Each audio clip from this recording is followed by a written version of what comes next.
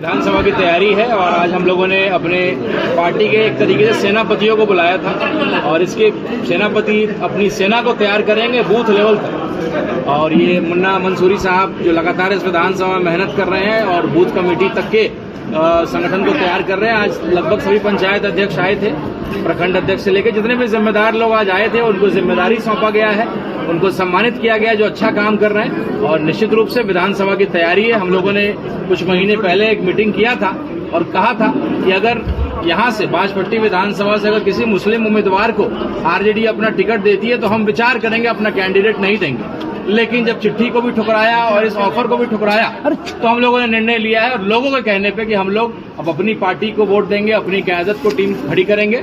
और इस कड़ी में हम लोग संगठन और कार्यकर्ता सम्मान समारोह किया था जिसमें हमारे जहांगीर साहब जो सीतामढ़ी के जिला अध्यक्ष हैं उनके नेतृत्व में काम हुआ। यहाँ के कोऑर्डिनेटर के रूप में हमारे मुन्ना मंसूरी साहब, हमारे शिवहर के जिला अध्यक्ष डॉक्टर मिसबाउल हक साहब, हमारे गार्जियन अभिभावक पूर्वी चंपारण के जिला अध्यक्ष नसीम अख्तर साहब, हमारे भाई डॉक्टर शमीमुल साहब जो नरकटिया विधानसभा से लगातार पसीना बहा रहे हैं और संगठन को बहुत मजबूत किया है, हमारे बड़े भाई गार्जियन फजले हक साहब और तमाम जियाउद्दीन साहब से लेकर के बाजपट्टी विधानसभा में जितने मेरे कार्यकर्ता हैं जो लगातार पसीना बहा रहे थे उन सबको सम्मानित करने का काम किया, बैटरी को रिचार्ज करने का काम किया ताकि अब जो है कमर को कस करके और बिल्कुल चुनाव की तैयारी में बाजपट्टी विधानसभा में हम लोग कूदना है। प्रदेश अध्यक्ष अतुल ईमान साहब के मार्गदर्शन में हम लोग काम कर रहे हैं। उन्होंने एक आदेश दिया है कि जिस विधानसभा में संगठन के कम से कम 5000 सदस्य होंगे, हमारा बूथ लेवल तक कमेटी होगा, पंचायत कमेटी होगा, वहां हम लोग निश्चित रूप से चुनाव लड़ेंगे। तो ये हम लोगों ने आकर के इसका आकलन भी किया है और अपनी टीम को कुछ मार्गदर्शन भी दिया है जिसपे हम लोग काम करेंगे। लगता है विपक्षी कह रहे हैं जी आप भाजपा के लिए काम कर रहे हैं बिहार में। अच्छी बात है, भाजपा के लिए हम लोग काम कर रहे हैं तो गठबंधन को क्यों नहीं स्वीकारा। आप केवल बी टीम सी टीम की बात कहते हैं, टीम आपको तो आप बिहार के लिए काम अगर कर रहे होते, बिहार की बेहतरी और बिहार के विकास के लिए काम कर रहे होते तो आप हमारे गठबंधन के ऑफर को कबूल करते ताकि आपको कोई ब्रेकर के रूप में आपको सामने नहीं आता। लेकिन आपको बिहार की चिंता नहीं, आपको चिंता है कि भाई मुख्यमंत्री बने या ना बने लेकिन पार्टी तो जिंदा रहे और हमारा विपक्ष का नेता प्रतिपक्ष का कुर्सी तो बचा हुआ रहे। ये उनको डर है, इसलिए नहीं चाहते हैं कि कोई मुसलमान का पार्टी, कोई मुसलमान का नेता, उनके भी पार्टी में किसी मुसलमान नेता को नहीं पनपने दिया। अब्दुल बारी सिद्दीकी साहब जैसे मजबूत लोग का जब कद बढ़ा तो उन्होंने किसी न किसी नए को खड़ा कर दिया, किसी को भी बड़ा नहीं बनने दिया। हेलीकॉप्टर में मुकेश सहनी जी केवल क्यों घूमेंगे, अरे बेशक वो भी घूमे, लेकिन हमारे अब्दुल बारी सिद्दीकी साहब जैसे सीनियर नेता और भी जो सीनियर नेता उस पार्टी में उनको भी तो मान सम्मान दीजिए। तो ये चिंता है उनकी कि एम समीकरण खिसक जाएगा, इसलिए उन्होंने हमारे गठबंधन को नहीं कबूला। अभी आपने देखा सुगौली विधानसभा में वहां के विधायक इंजीनियर शशि बाबू जब गए थे उन लोगों ने जब किस तरीके से उनका इज्जत लेने का काम किया, उनसे सवाल पूछने का काम किया बड़े सलीके से कि अगर एमआईएम का गठबंधन कबूला होता तो हजारों का हुजूम होता। लेकिन आज देख लीजिए कि क्या हश्र हुआ है। और पूरे बिहार में आरजेडी के मेरे जितने भी विधायक हैं, आप लोग जब मुस्लिम आबादी में जाइएगा तो कम से कम ये सवाल आपसे किया जाएगा, इसका जवाब तैयार करिएगा। आप क्या जवाब दीजिएगा? सर चिट्ठी का जवाब मिला कि नहीं मिला, लोग ये जानना चाहते हैं। आप देखिए ना, कोई कहता है कि ये हैदराबाद की पार्टी है। अरे भाई साहब, तो ऐसे तो कम्युनिस्ट जो है वो रशिया की पार्टी है। तो राणा रंजीत सिंह क्या हैदराबाद का रहने वाला है? डॉक्टर शमीमुल साहब क्या हैदराबाद के रहने वाले हैं? हमारे मुन्ना मंसूरी हैदराबाद इनका मकान है क्या? अरे भाई हम तो बिहार के ही हैं। हैदराबाद अगर उसका पार्टी का रजिस्ट्रेशन है तो 5 विधायक कैसे जीत जाते हैं? बिहार क्यों उनको कबूल किया? हम वोट कटवा होते तो केवल वोट काटते। हम 5 विधायक जीते हुए पार्टी हैं और चैलेंज करता हूं कि बिना गठबंधन के कोई पार्टी आ जाए अकेले। चिराग पासवान जी लड़े थे, कितना सीट जीते? एक मांझी जी लड़के दिखा दे, मुकेश सहनी जी लड़के दिखा दे, अकेले देखते हैं कितना सीट ले आते हैं। तो हम वोट कटवा नहीं, हम 5 विधायक लेकर के आए थे। अब 24 का लक्ष्य बनाया है। बिहार में बिना एआईएमआईएम के सरकार नहीं बनेगी। आपने चिट्ठी को नहीं कबूला। अखिलेश सिंह कहते हैं कि हम जो है क्या करते हैं, हम उल्टा सीधा जो धार्मिक उन्माद फैलाते हैं। जी जी हाँ, सामुदायिक पार्टी है, कह रहे हैं हमारी पार्टी को। तो पहले आप किस पार्टी में, पहले ये तो बता दीजिए। आप आरजेडी के ए टीम है कि आरजेडी के बी टीम के हैं कि कांग्रेस के हैं? पहले ये अपने गिरेबान में झांकिए। दूसरी पार्टी आज आपने अपने कार्यकर्ताओं को मंत्र दिया है, क्या वो कारगर साबित होगा? बिल्कुल, यहाँ पे एक एक व्यक्ति ने कबूला है कि अब अपनी पार्टी अपना वोट का नारा बुलंद किया है। और हम लोग राजपूत समाज से आते हैं, हिंदू समाज से आते हैं और जिस तरीके से आरजेडी के एक विधायक मुन्ना यादव जी ने जिस तरीके से हमारे फॉरवर्ड समाज को बेइज्जत करने का काम किया है, उल्टा सीधा हमारे बारे में बोला है, तो उनको सबक सिखाएंगे। अरे हमने कुर्बानियां बहुत दी है, इतिहास गवाह है, सर कटाया है देश की लड़ाई में। और हम अपने किसी दलित भाई को सीएम बनाएंगे, अपने किसी मुसलमान भाई को सीएम बनाएंगे।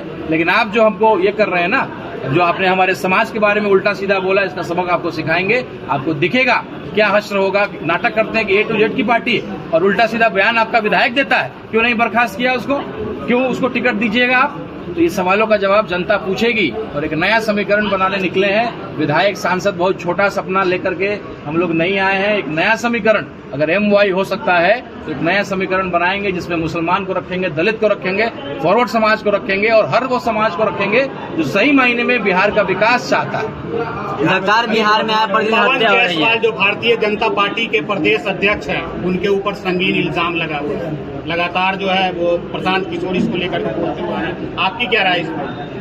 बिल्कुल, प्रशांत किशोर जी से मैं जुड़ा भी हुआ हूं और बिहार का उन्होंने मान सम्मान पूरे देश में उठाने का काम भी किया था। तो अगर वो कुछ बोल रहे हैं तो डाटा और फैक्ट के साथ बोल रहे हैं, लेकिन एक गलत उन्होंने स्टेटमेंट हमारे ओवैसी साहब के बारे में बोला। हैदराबाद की पार्टी है, तो मैं प्रशांत जी, जिनको मैं अपना गुरुदेव भी बोलता हूं, उनको जवाब देना चाहता हूं कि हम हैदराबाद के नहीं हैं। कम से कम आपसे ये उम्मीद नहीं है। आप एक समझदार नेता हैं, आपकी बातों को बिहार सुनता है। वोट आपको देगा कि नहीं देगा वो दूर की बात है, लेकिन आपको पूरा बिहार सुनता है और आपको ये करता है। इसलिए ऐसी बातें आइंदा आप नहीं करेंगे, ऐसा मेरा आग्रह है, मेरा सुझाव है। राणा रंजीत सिंह हैदराबाद का रहने वाला नहीं है। जो 5 विधायक जीत करके आए तब हम हैदराबाद के नहीं थे, तो हम लोग को भी उतना ही अधिकार है। आपका भी तो मकान यहाँ नहीं है, आप भी तो दिल्ली रहते, तो हम भी बोल दें। रशिया की पार्टी कम्युनिस्ट है तो उसको बोल दें, तो ऐसी बात नहीं है। राष्ट्रीय जनता दल तो जनता दल से निकला, उसका रजिस्ट्रेशन कहाँ हुआ था, तो ऐसा नहीं है। लोकतंत्र में हर पार्टी को हर जगह से चुनने का, चुनाव लड़ने का अधिकार है और इसलिए हम लड़ने आ रहे हैं। देखिए, ये निर्णय तो हमारे प्रदेश अध्यक्ष जी का होगा, अख्तरुल ईमान साहब का, हमारे राष्ट्रीय अध्यक्ष बैरिस्टर असदुद्दीन ओवैसी साहब का। हम लोग उनके सिपाही हैं। यहाँ तमाम जिला अध्यक्ष यहाँ हमारे तिरहुत प्रमंडल के हैं। 48 विधानसभा तिरहुत प्रमंडल में आता है। इसका प्रभारी के रूप में मुझे पार्टी ने जिम्मेदारी दिया है।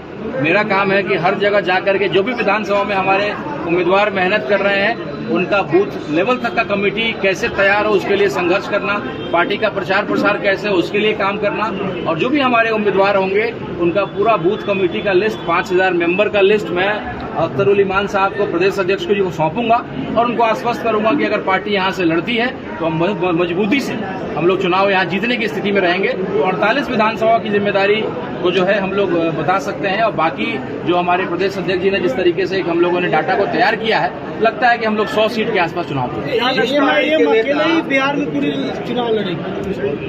बाजपट्टी में क्या स्थिति है सर? देखिए, बाजपट्टी विधानसभा का आप आकलन जानते हैं, जातीय समीकरण भी जानते हैं, और एक क्रांतिकारी धरती है, रामफल मंडल साहब की धरती है, जिन्होंने सरकारी अंग्रेजों SDO को दरोगा का गला काट दिया था जब उन्होंने हमारे लोगों पर अत्याचार किया। तो आज जिस तरीके से सरकारी कर्मचारी अत्याचार कर रहा है, करप्शन का जो है एक एक तन झेलना पड़ रहा है हमारे यहाँ के गरीब लोगों को, और उसके लिए यहाँ के विधायक कुछ बोल नहीं रहे हैं, चुप रहते हैं, तो कहीं न कहीं ये चिंता का विषय है। और एक नया बदलाव हम लोग लाना चाहते हैं। हम लोगों ने कहा था कि MY की बात करने वाले लोग, इस बार Y को मौका मिला, इस बार M को मौका दीजिए। ऐसा बंटवारा करिए, ऐसा एक समीकरण बनाइए कि एक बार अगर यादव जीतता है तो एक बार मुसलमान को मौका दीजिए। तो ऐसी परिस्थिति नजर नहीं आ रही, इसलिए हम लोगों ने निर्णय लिया है कमेटी ने कि बाजपट्टी में हम लोग अपने उम्मीदवार की तैयारी कर रहे हैं। बाकी निर्णय प्रदेश अध्यक्ष जी का होगा, लेकिन जिस तरीके का हुजूम, हजारों की संख्या में मोटरसाइकिल से लोगों ने स्वागत किया, भीड़ में इस गर्मी में उपस्थित रहे, और अभी भी जो है लगातार जिस तरह का मिल रहा है संकल्प इन्होंने लिया है, पार्टी को बूथ लेवल तक लेकर के जाएंगे। हमारे जिला अध्यक्ष जहांगीर साहब लगातार मेहनत कर रहे हैं, जो जमुआ के मुखिया भी हैं और सीतामढ़ी के जिला अध्यक्ष हैं।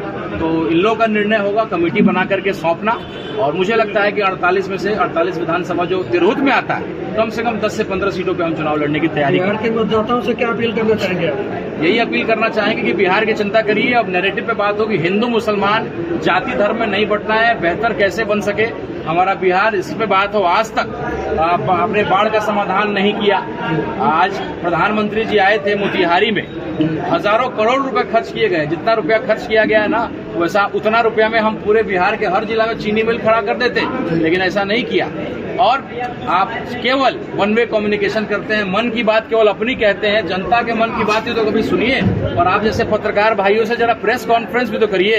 हम लोगों ने चैलेंज किया था कि मोदी जी आप मोतिहारी आ रहे थे, एक प्रेस कॉन्फ्रेंस करिए और जनता को जवाब दीजिए और दोनों से बात करिए। एक वन वे कम्युनिकेशन नहीं होना चाहिए। 56 इंच का सीना सुना था कि आपका था, लेकिन जैसे आपने अमेरिका के राष्ट्रपति के कहने पे आपने सीज फायर किया, हमारा सर झुक गया, हम बहुत शर्मिंदा है। हम लोग तो काला झंडा लेकर के वक्फ बोर्ड की लड़ाई लड़ रहे थे, लेकिन जब बात देश की आई, देश के दुश्मनों से लड़ने की आई, हमारे बैरिस्टर असदुद्दीन ओवैसी साहब के आदेश पे काला झंडा को फेंका और तिरंगा थामा और एक हिंदुस्तानी उसकी लड़ाई में कूद गया, पाकिस्तान मुर्दाबाद और हिंदुस्तान जिंदाबाद का नारा बुलंद किया।